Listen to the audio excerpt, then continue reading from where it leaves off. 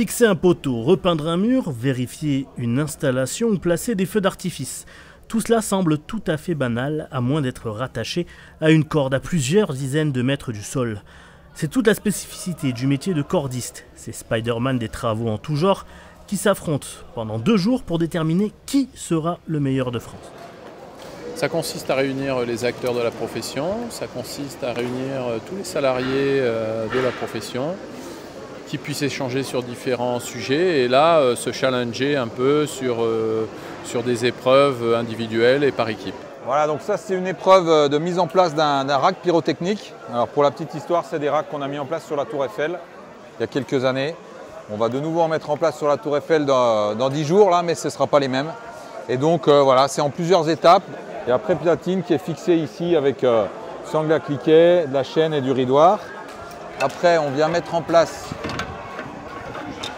le rack pyrotechnique avec ses petites goupilles de sécurité.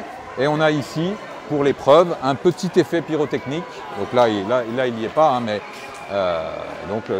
les candidats connectent, une fois qu'ils ont mis en place le rack et l'effet pyrotechnique, ils le connectent ici à petite prise HP. Ils remontent en haut du poteau et ici on a la mise à feu.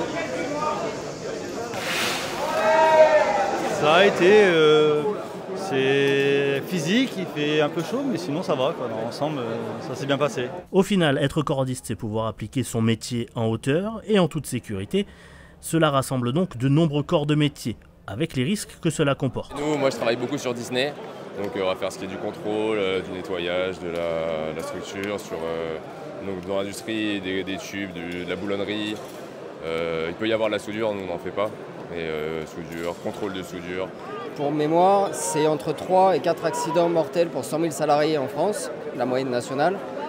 Pour les cordistes, c'est 2 accidents mortels pour 5 000 équivalents temps plein. Donc d'un point de vue statistique, on les explose. Une situation qui tente à changer avec des normes de sécurité de plus en plus drastiques. Une priorité pour la crème de la profession qui s'affronte donc pendant 2 jours pour déterminer qui sera le plus rapide, suspendu dans le vide.